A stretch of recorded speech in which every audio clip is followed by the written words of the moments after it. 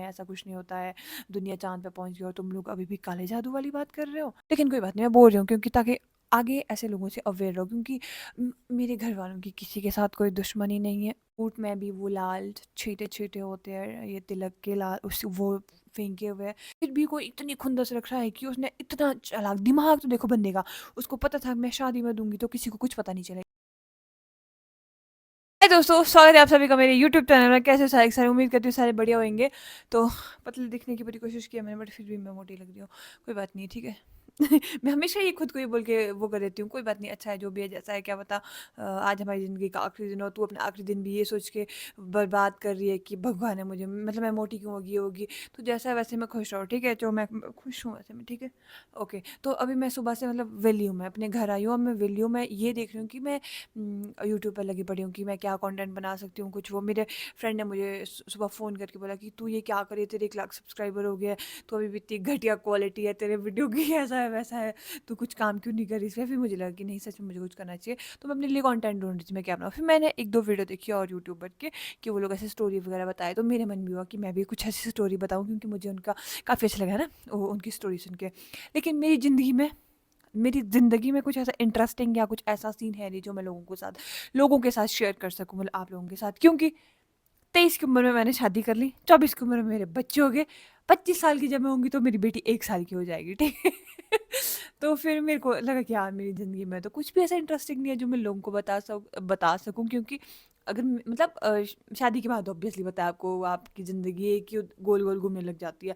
उसके अगर शादी नहीं होती तो अभी 24, 25, 26, 27 बस होते ना मेरे साथ भी कुछ ऐसे चीज़ें जो मैं आप लोगों के साथ शेयर कर सकती। तो मेरे साथ एक चीज़ ऐसी हुई है जो मेरे को लगती है कि नहीं, मुझे लोगों को बतानी चाहिए वो। वैसे तो मम्मी वगैरह बोलती है कि नहीं-नहीं ये चीज़ें नहीं बोलनी है, ऐसा हो जाता है, वैसा हो जाता है। लेकिन मुझे लग रहा है कि मुझे वो चीज़ बोलनी चाहिए ताकि आप लोग भी अपने सपोले जैसे रिश्तेदारों से थोड़ा अवेयर रहो, ठीक है? कि ऐसा भी होता है, जो मेरी शादी के टाइम हुई थी। मैंने यूट्यूब पे वो चीज़ शेयर भी किया, लेकिन आज मैं आपको डीपली सारी चीज़ बताती हूँ कि क्या, कैसे हुआ था ये सारी चीज़ें।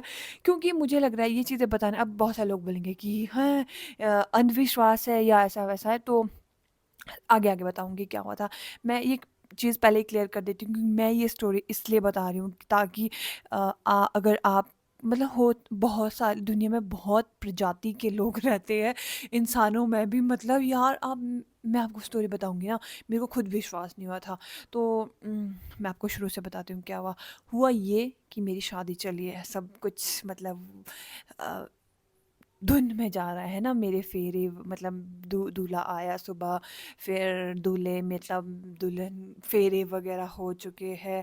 फिर बारी आती है जी दान देने की। दान देने की रस्म जो होती है उसमें क्या होता है, जो भी मतलब मेरे रिश्तेदार, मेरे घर वाले आए हैं, वो रिश्तेदार तो वैसे वो वैसा वाला दान दे, लेकिन कुछ लोग जो थोड़े करीबी लोग होते हैं वो देते हैं दुल्हन को, ठीक आ रही हूँ मैं? हाँ, दुल्हन को देते हैं थोड़े पैसे दान में, सूट्स वगैरह, मतलब लेन-देन वाला काम होता है। जितना हमने उधर दिया है उतना इधर आएगा, तो वो वाली रस्म, मतलब वो वाली चीज़ चल रही थी। तो उसमें उसमें उस चीज़ में क्या होता है, मतलब मेरे फेरे फेरे वगैरह हो गए, वो सारी चीज़ें होगी और अब विदाई भी हो गई मेरी, मैं दूल्हे के घर पहुँच चुकी हूँ वहाँ पे। तो जैसे मैं दूल्हे के मतलब यहाँ से वो सारी चीज़ें मेरे, मैं आपको धीरे-धीरे से बताती हूँ पूरी चीज़ हुई क्या। यहाँ पे क्या हुआ, फिर मेरी मतलब ये जो ट्रंक नहीं होते बड़े-बड़े ट्रंक, वैसे तो अब सूटकेस का वो है, लेकिन मम्मी ने वो ट्रंक भी लाए थे, क्योंकि उस टाइम क्या होता है बहुत सारे लोग सूट्स देते हैं दुल्हन को, तो वो सूट्स लेके मेरे साथ ही जाने थे मेरे ससुराल। उस जो दान वाली वो चीज़ होती है ना, उसमें सब लोगों ने मुझे सूट्स वगैरह दिए थे, पैसे वगैरह जो भी होता है, गिफ्ट्स वगैरह। तो वो जो सूट्स थे वो जाने थे मेरे घर, यहाँ से मेरे मायके से मेरे ससुराल। तो फिर 2 ट्रंक भर दिए मेरी मम्मी ने। एक ट्रंक में भरे सारे लोगों वाले सूट्स और एक ट्रंक में भरे मेरे कपड़े जो कि मुझे वहाँ पे लगने थे मेरी शादी के बाद। तो फिर यहाँ से विदाई हो जाती है, अब उन ट्रंक को ले जाने लगते हैं, ठीक है? फिर मेरी मम्मी कर देती है मना। मतलब मम्मी को था कि इसमें कपड़े हैं, सब कुछ हमने पैक करके रखा हुआ है, अलका और मैंने, कि ये चीज़ मैं इस दिन पहनूँगी, ये मेरे वहाँ काम आएगी। लेकिन मैं तो चली जाती हूँ, मेरी अलका भी निकल जाती है, दीदी वगैरह सब निकल जाते हैं, लेकिन मेरी मम्मी, जो भैया थे एक वो नेपाल से है ना, वो लग गई वो मम्मी को बोलने कि ट्रंक ले जाना है भाई, सड़क तब हमारे यहाँ मुँह तक सड़क नहीं, मतलब मुँह तक मतलब घर के आगे तक सड़क नहीं, नहीं थी। ये पहाड़ियों की भाषा। आय! ओए भाई तू कहाँ गिर रहा है यार, तू तो खड़ जा, तू तो साथ दे दे। भाई साथ दे दे यार प्लीज़। ठीक है, घर तक सड़क नहीं थी, दूर ऊपर थी, मेन रोड तक ले जाना पड़ता था सारा सामान पैदल। अरे भाई गाइस क्या है यार ये। जैसे मैंने फिट किया, उसके बाद क्या हुआ यार, मैं आ भी रही हूँ ऐसे कि चंपू सी तो नहीं आ रही है, लिपस्टिक में ज़्यादा तो नहीं गया। तो फिर उसके बाद क्या हुआ, मम्मी उस नेपाली भैया के साथ मतलब अड़ जाते हैं मम्मी पूरे के पूरे, नहीं ये ट्रंक नहीं ले जाना। तो फिर जैसे मेरी बारात वहाँ पहुँचती है, मैं दुल्हन मतलब लहंगा उतारने लगती हूँ। तो फिर मैं बोलती हूँ अपने साथ आए लोगों को कि भाई मेरे सामान लेके आओ। तो जो ट्रंक आना था मेरी मम्मी ने वो ट्रंक नहीं भेजा, मेरी मम्मी ने भेजा कोई और ही ट्रंक, ठीक है। और मैं देखती हूँ उसमें मेरे कोई कपड़े ही नहीं हैं जो मैं वहाँ पहन सकूँ। लिटरली मतलब मैं दुनिया की ऐसी, दुनिया की तो नहीं है पता नहीं, मतलब मैं ऐसी पहले मैंने जो आज तक देखा है, मैं ऐसी पहली ब्राइड होनी थी कि मेरे पास कोई सूट्स ही नहीं है वहाँ पहनने के लिए। मैं चेंज भी करूँ तो मैं क्या करूँ, एक वेलवेट का सूट था मेरे, वो भी ऐसे ही था, मतलब जो वो भी मैंने घर पहनने को लिया था, बाकी मेरे पास कोई ऐसे सूट्स नहीं थे वहाँ पे, कुछ भी नहीं था मतलब कि जो मैं वहाँ पे पहनूँ। ठीक है, मतलब मैं ऐसी होगी कि यार एक ऊपर से आपकी नई नई शादी हुई है, आपका कोई सामान ही नहीं आया वहाँ पे, आप क्या पहनोगे, अगले दिन आपकी वो धाम वाली रस्म होनी है, मेरे पास उसमें पहनने के लिए भी कुछ नहीं था। वो तो शुक्र है कि वहाँ पे मेरे लिए एक रेशा सिलवाया था, तो मैंने वहीं छोड़ा था। मतलब मैंने ललित को बोला था कि इसको यहीं रखो, मैं इसको यहाँ आके ही मतलब अपने दनोज के साथ पहनूंगी। तो फिर मुझे अगले दिन वो रेशा पहनना पड़ा। मैं मम्मी के द्वारे होगी, ठीक किया ना, द्वारे मतलब दौड़े क्या मतलब मैं मम्मी को चौड़े होगी कि आपने, मम्मी यार गुस्सा करने लगी कि आपने मेरे सामान क्यों नहीं भेजा, आपको पता नहीं है ये मेरे काम आना है। मम्मी बोलती है कि भाई मेरे को नहीं पता मैंने क्यों मना किया उसको, लेकिन मैंने मना कर दिया। प्रकाश भैया थे उनका, मैंने प्रकाश को मना कर दिया, कहते कि ये ट्रंक नहीं ले जाना। और जैसे ही मतलब मेरी बारात वहाँ पहुँचती है ना, मैं एंटर करती हूँ गेट पे, मेरा स्वागत वगैरह होता है, हम बैठते हैं खूब। उसके बाद हम चले आते हैं सोने, सारे जो भी काम धाम करके। फिर जैसे ही मैं मतलब मेरे को आइज़ में दर्द तो हो रही थी, लेकिन जैसे ही मैं वहाँ पहुँचती हूँ मेरी आइज़ वाली दर्द बहुत ज़्यादा हो जाती है। मतलब मेरे को मतलब बहुत मतलब समझ रहे हो आप लोग, बहुत आइज़ में मेरे को आज तक आँखों में दर्द नहीं हुई दोस्तों, आज तक। तो मेरे को शादी वाली दिन आँखों में दर्द होगी। हम सोच रहे हैं कि शायद लेंस की वजह से हुई हुई होगी ये दर्द। होती है ना कि मैंने आज तक लेंस वगैरह नहीं डाले और थोड़ा-सा लैशेज़ वगैरह, उस वजह से मुझे आँखों में दर्द हुआ होगा। तो मेरे को बहुत दर्द होने लगी। तो फिर हम चले गए कमरे में सोने, सब लोग सोए हुए हैं, मेरी फ्रेंड्स वगैरह, मेरी दीदी वगैरह।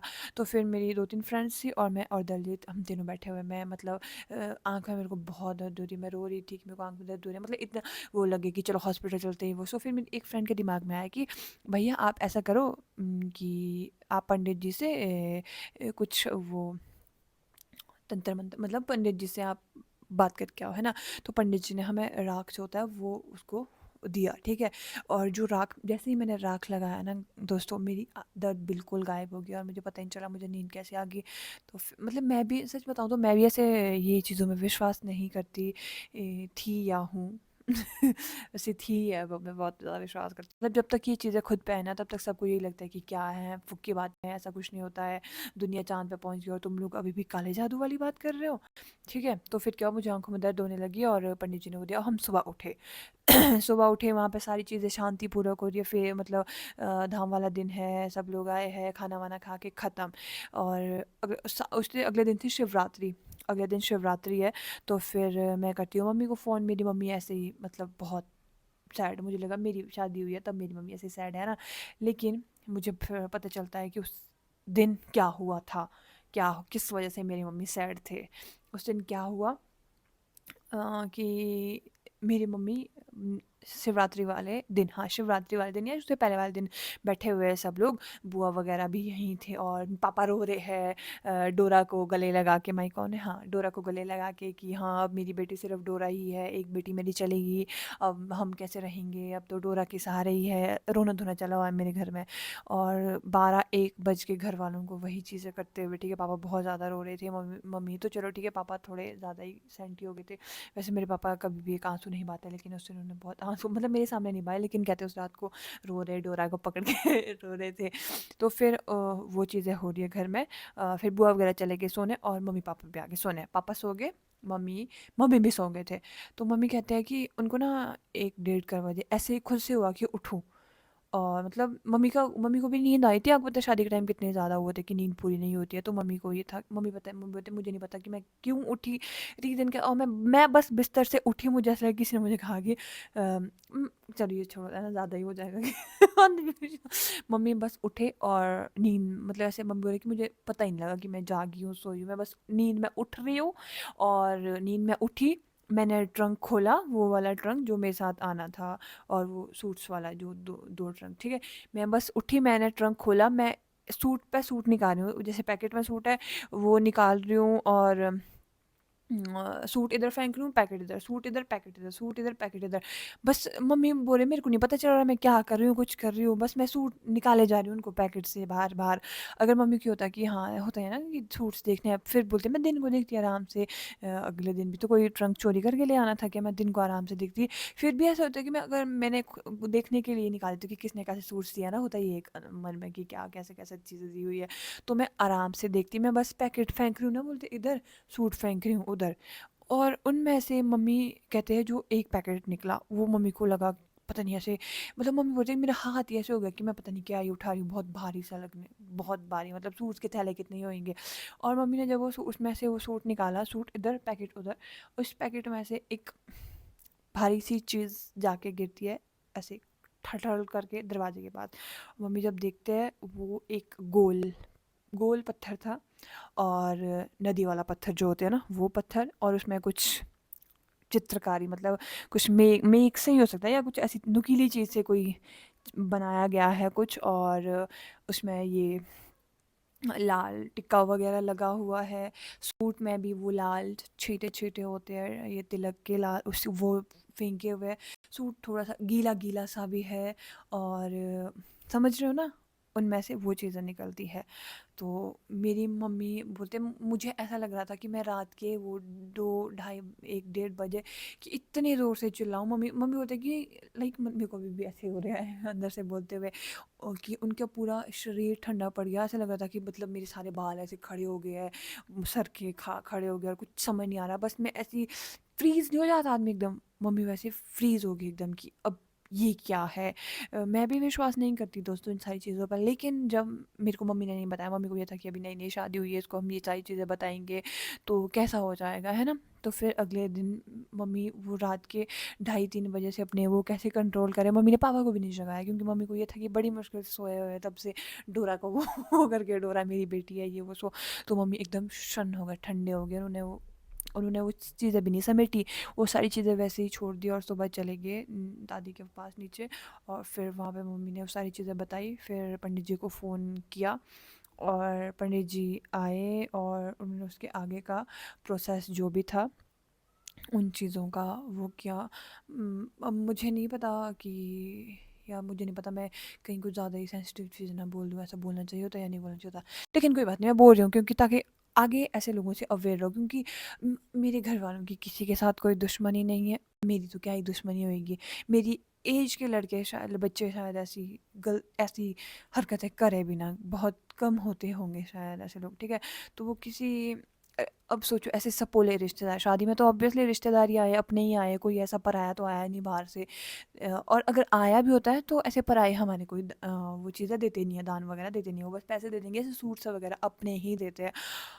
अब मैं तो ऐसे, मुझे पता है कि वो शख्स शायद ये वीडियो भी देख देख रहा है या देख रही है, क्योंकि ऑब्वियसली जो अच्छे होते हैं ना, जो आपका अच्छा चाहने वाले होते हैं, वो आपको शायद एक पल के लिए देखे भी ना हो, है ना, कि सोचेंगे हाँ कोई बात नहीं है। लेकिन जो ये ऐसे बुरे चाहने वाले या बुरे करने वाले होते हैं ना, ये आपको सबसे पहले देखेंगे कि क्या करिए, क्या हो रहा है इसकी ज़िंदगी में। तो फिर हम पंडित जी आए, फिर अगले दिन उन्होंने वो सारी चीज़ें की, और क्या किया, ये बोलना शायद सही नहीं है, क्योंकि ये थोड़ा-सा ज़्यादा ही घुसना होता है। सारी चीज़ें की, सूट्स वगैरह का जो भी उन्होंने किया, और फिर हमने, मम्मी को ये तक नहीं पता चल रहा था कि उन्होंने वो सूट निकाला किस पैकेट से, क्योंकि मेरी मम्मी बता रहे हैं कि मैं इस रफ़्तार से फेंक रही थी वो सारी चीज़ें, कि मुझे कुछ पता ही नहीं चल रहा था कि क्या हो रहा है, क्या नहीं हो रहा है। तो वो सूट का पैकेट मम्मी को पता ही नहीं चला कि वो सूट का पैकेट था कौन-सा।